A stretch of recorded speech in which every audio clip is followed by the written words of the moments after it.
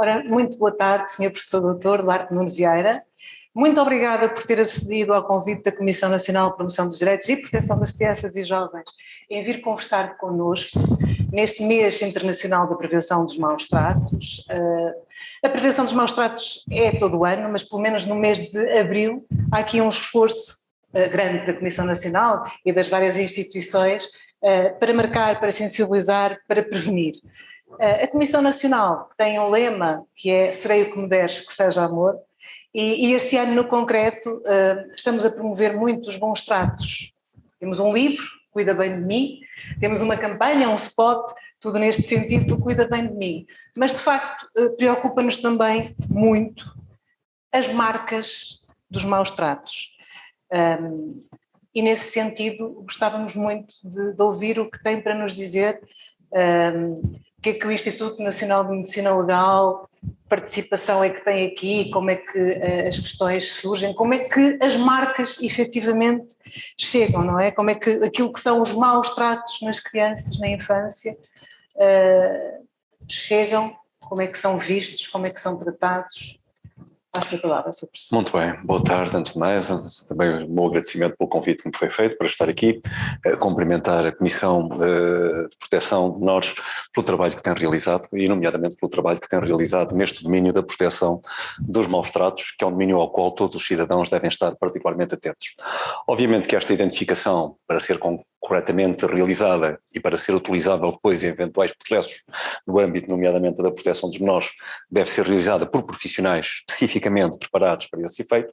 mas é bom que todos os cuidadores, que todas as pessoas que direto ou indiretamente contactam com crianças tenham conhecimentos mínimos para saberem pelo menos quando é que devem ficar inquietos, quando é que devem sentir que alguma coisa não está bem perante uma criança que eventualmente possa apresentar alguns desses sinais. Sinais que nem sempre são fáceis de identificar,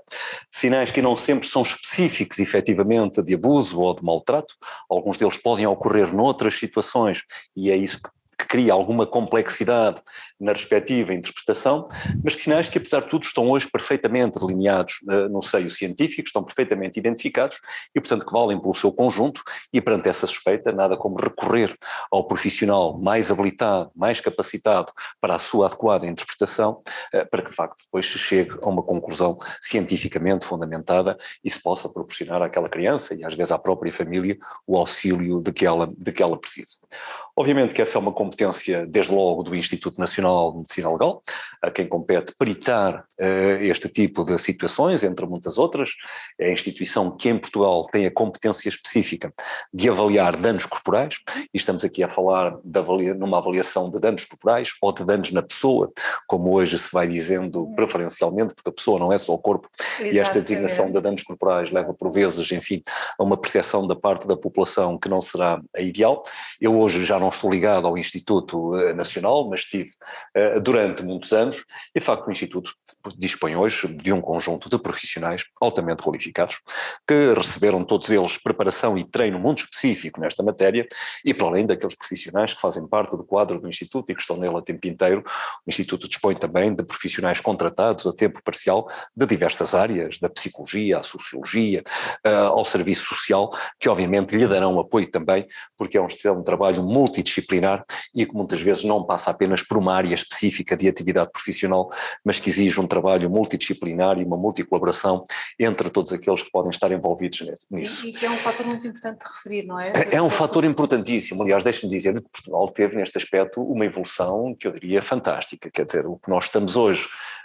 numa situação muito distinta e muito melhor do que aquela que teríamos seguramente há 20 anos atrás ou há 30 anos atrás, em termos de profissionais especificamente preparados para isto, mas também em termos do conhecimento que a população em geral tem sobre esta problemática. Há 20, 30 anos a comunidade não tinha propriamente uma visão deste assunto, nem uma sensibilização. Aliás, isso também tem conduzido a algumas perspectivas erradas, porque as pessoas às vezes pensam que é um fenómeno recente, que é um fenómeno dos dias atuais, virtuais e que é um fenómeno que tem crescido muito, quando a realidade não será essa, eventualmente. O que há hoje é um maior conhecimento, é uma maior exposição social destes casos, e ainda bem, que eles são trazidos ao conhecimento público, e há também uma maior consciencialização que simultaneamente sensibiliza as pessoas para esta problemática e, portanto, é isso que é bom que aconteça. E como eu estava a dizer, Portugal registrou, de facto, neste domínio, uma evolução muito significativa. E o ponto em que nós nos encontramos hoje não tem nada a ver com aquele em que estávamos há 20 anos atrás e, espero eu, não terá nada a ver com aquele em que estaremos daqui a 20 anos, porque o caminho faz caminhando e o fundamental é que, de facto, que as coisas vão melhorando e que vamos tendo cada vez um maior conhecimento disto. Deixe-me dizer-lhe também que para isso tem contribuído, obviamente, a sensibilização que se fazem nos programas educativos, nos programas formativos, que muitas vezes começam já com alertas e com campanhas logo na escola, logo no liceu, antes até do ensino superior, do ensino universitário ou do ensino politécnico, sendo certo que também todos os cursos, ou pelo menos os cursos mais vocacionados na área da saúde, do serviço social, da psicologia, etc., têm hoje também nos seus programas, a maior parte deles, componentes muito fortes e intensas para prepararem os futuros profissionais, de facto, para o contacto, para a identificação destas situações. E mesmo no campo, por exemplo, no meu campo específico, no campo da medicina, hoje realmente o curso de medicina envolve uma formação muito específica nisto, mas mesmo nos próprios programas de especialidade, sobretudo aquelas especialidades que mais direto ou indiretamente podem também contactar com estas realidades, estamos a falar desde a radiologia à pediatria, obviamente, e por razões óbvias, mas também a outras especialidades, como a medicina interna, a traumatologia, etc., que estão muito vocacionadas para poderem ser das primeiras a confrontarem-se com estas situações. Os próprios programas de internato envolvem hoje também uma formação específica neste domínio. Se falarmos dos sinais específicos, obviamente que estes sinais vão depender do tipo de maus-trato que está em causa. Todos nós sabemos que os maus-tratos têm uma classificação que alguns dizem que é um bocadinho artificial, porque obviamente nós separamos em maus-tratos físicos, maus-tratos psicológicos, por aí fora, mas nós temos que ter a consciência que não há, porventura não haverá nenhum tipo de maltrato físico que não tenha uma componente psicológica e não haverá nenhum tipo de maltrato psicológico que não tenha uma componente somática, uma componente física. E, portanto, estas classificações muitas vezes fazemos por razões didáticas, para a apresentação, para melhor facilidade de explanação e de apresentação destas coisas, têm muito de artificial, porque na prática estas coisas tendem a estar todas elas misturadas e todas elas adicionadas. Sendo certo que também é muito raro que um mau-trato seja especificamente só de um tipo e que habitualmente os maus-tratos surgem adicionados, não digo em todas as suas variedades, não digo em mau-trato físico, em mau-trato psicológico, em negligência, em abuso sexual, mas tende a haver sempre uma mistura de alguns deles e nomeadamente o mau-trato psicológico vem muitas vezes associado às restantes formas de maus-tratos. Acaba por ser um fio condutor, não é? Acaba por ser um tipo de comportamento que acaba por envolver múltiplas vertentes. E, portanto, os sinais vão depender do tipo de maltrato que estejamos a considerar. Por exemplo, se nós falarmos nos indicadores de negligência, existem múltiplos, repito, nem todos eles significam necessariamente maus-trato, mas são aquilo que devem constituir o sinal de alerta, a chamada de atenção, são aquilo que nos deve criar, eu costumo dizer, a inquietação, o fazer-nos pensar que alguma coisa não está bem, e esse feeling, essa sensação que alguma coisa não está bem, é realmente muitas vezes o primeiro gatilho, o primeiro elemento fundamental para que as coisas comecem a evoluir. Porque que sinais são estes? São sinais até relativamente óbvios, é a carência de higiene, de cuidados de higiene, ver-se que a criança não tem os cuidados de higiene mínimos que seriam expectáveis para aquela criança e para aquela idade, é a inexistência, por exemplo, de rotinas da parte da criança, é a inexistência de vestuários apropriados, nomeadamente ao clima, às condições em que a criança se encontre, é a inexistência de cuidados médicos para lesões que a criança vai apresentando e que se vê que não sofreram nenhum tipo de acompanhamento, são aquelas doenças crónicas que a criança vai tendo e que se vê que não vai tendo nenhum tipo de atenção nem de cuidado médico e, portanto, que não há atenção da parte dos progenitores ou dos cuidadores, não há nenhuma preocupação em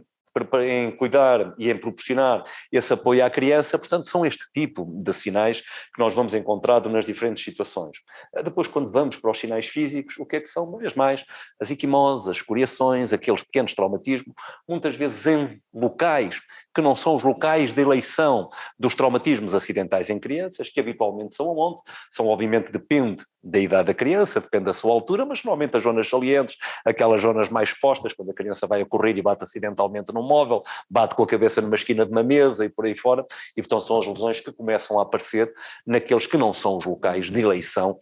para mecanismos acidentais. Obviamente que para o cidadão comum isto não é fácil de diferenciar e a dúvida pode persistir, mas eu diria que perante uma criança que vai reiteradamente apresentando lesões, que muitas vezes apresenta lesões em diferentes estadios de desenvolvimento, e as crianças não são todos os dias a lesionar acidentalmente, até porque isso já apontaria para um outro mau trato, que é a negligência e a falta de cuidado e o deixar andar a criança diariamente a lesionar-se. Mas, portanto, múltiplas lesões de vários tipos, em locais comuns, lesões também elas pouco comuns e pouco habituais e com diferentes estadios de evolução, que significa que estão a acontecer reiteradamente, são obviamente também um desses e um dos melhores indicadores dos abusos e dos maus-tratos físicos. E depois temos aqueles que correspondem a abusos já mais significativos. As fraturas, por exemplo, nomeadamente as fraturas de costelas, por maus-tratos, por castigos físicos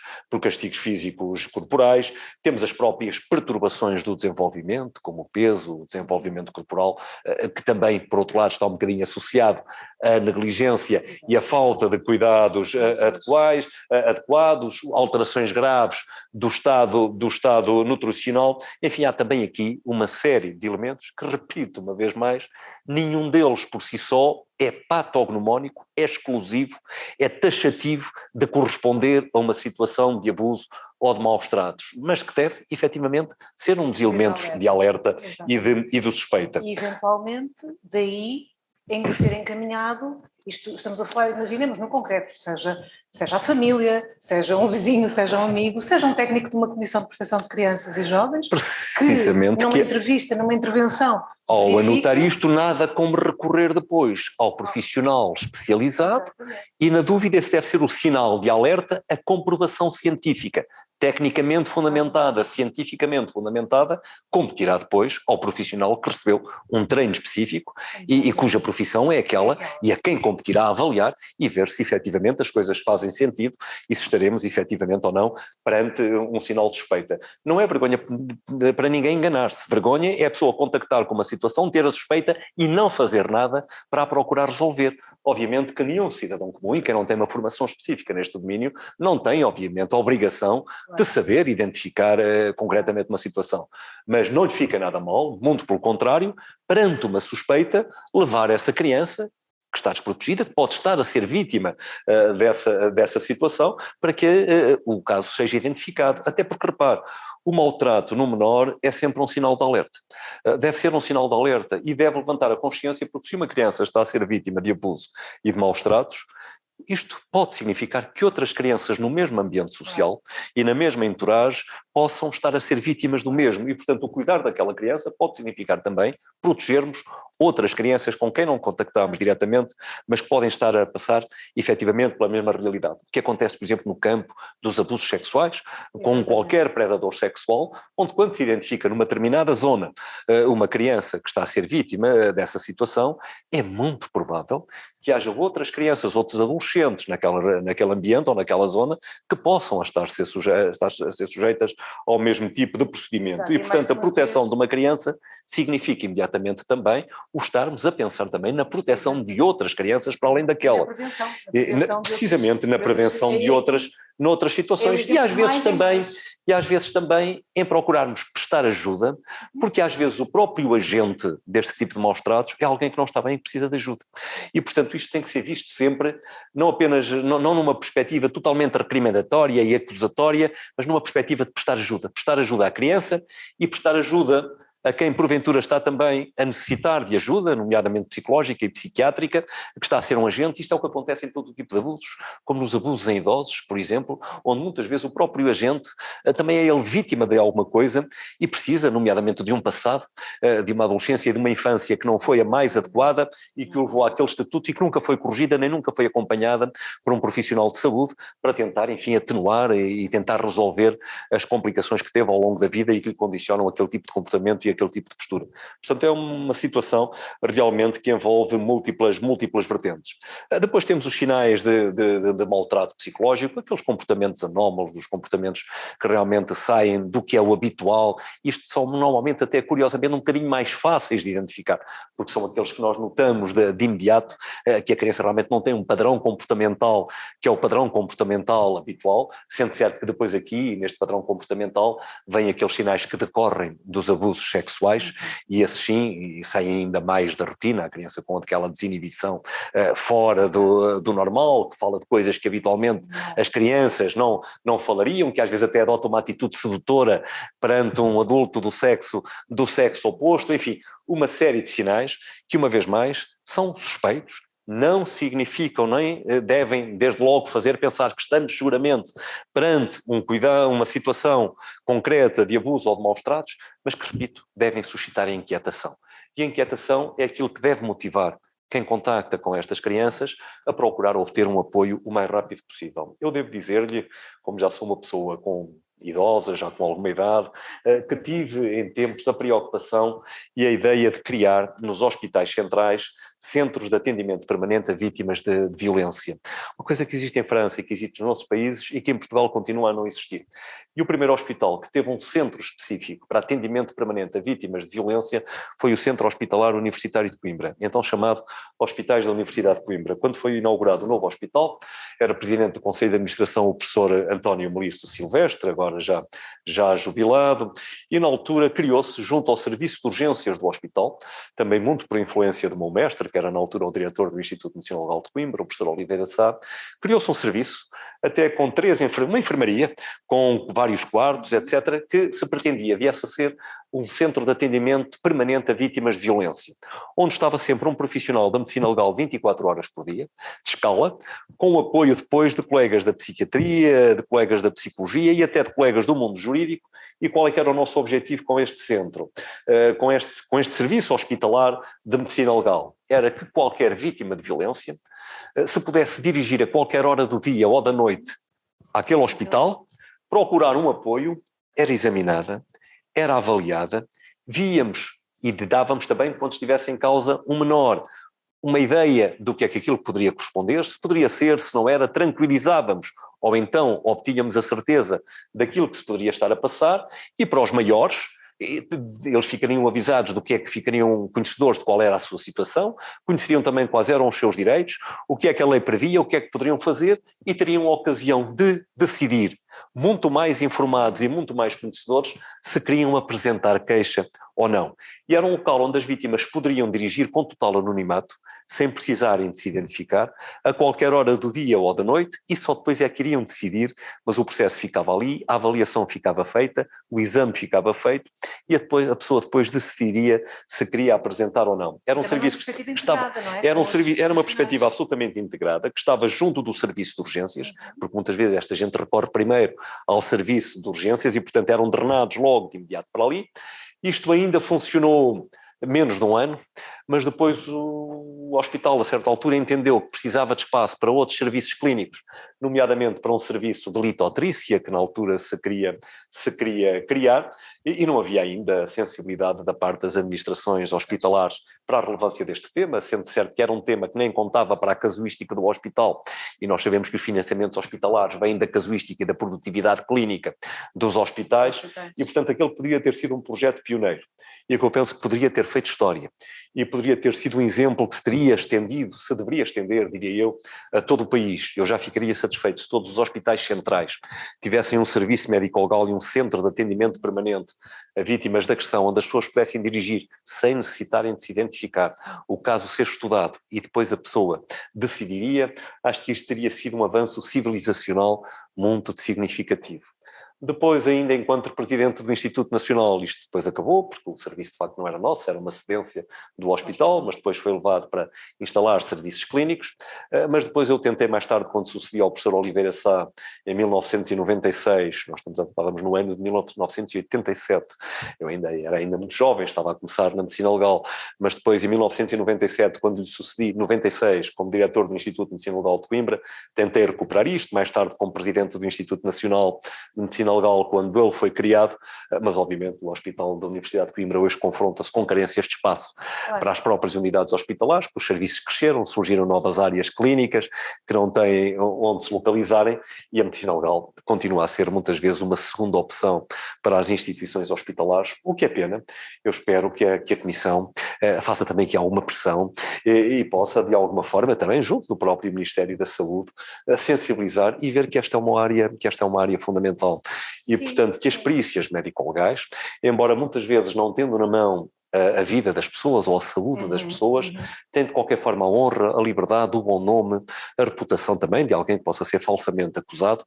mas tem muitas vezes também esta coisa de poder proporcionar auxílio a quem precisa, a quem foi vítima de uma violação, que ao fim e ao cabo é uma violação de direitos humanos também, e que isso é algo que de alguma forma também condiciona a saúde física e psíquica da pessoa e que merece tanto cuidado quanto qualquer outra área clínica e qualquer outra área da saúde, e portanto que era tempo de os nossos responsáveis políticos pensarem do quanto se justificaria criar uma situação destas, e não é fazer mais do que aquilo que outros países já fizeram, nomeadamente no contexto da União Europeia e nomeadamente França, que nesse aspecto da proteção social e da avaliação deste tipo de situações tem sido sempre um país pioneiro e que tem ido na linha da frente. Tal como devíamos ter feito outras coisas que eu defendi e que estava a tentar concretizar quando deixei de ser presidente do Instituto Nacional de Medicina Legal, que era, por exemplo, nós passarmos a fazer uma investigação muito profunda de todas as mortes de menores. As mortes de menores deveriam ser sempre profundamente investigadas, seguindo um bocadinho aquilo que sucedeu no Reino Unido com o relatório Kennedy. Como sabe, o relatório Kennedy, que foi na altura liderado pela baronesa Kennedy, de quem eu até tenho uma relação profissional de muita proximidade, hoje uma senhora já com bastante idade, mas temos participado em múltiplas missões conjuntamente para as Nações Unidas, a última das quais a investigação da morte de Jamal Khashoggi, do jornalista turco que foi morto no consulado em Istambul, mas a baronesa Kennedy, a certa altura, publicou um documento que revolucionou por completo a abordagem e a análise das mortes de menores e adolescentes no Reino Unido. Passaram a ser profundamente investigadas por equipes multidisciplinares que envolvem especialistas em medicina legal, que envolvem especialistas nos cuidados de menores, que envolvem pediatras, que envolvem agentes das forças policiais, que envolvem elementos dos serviços sociais, e quando morre uma criança é sempre feita uma investigação. Mesmo que seja uma morte natural, e que à partida nada aponta para nada de suspeito, é sempre investigado. É sempre investigado para ver se realmente a situação foi corretamente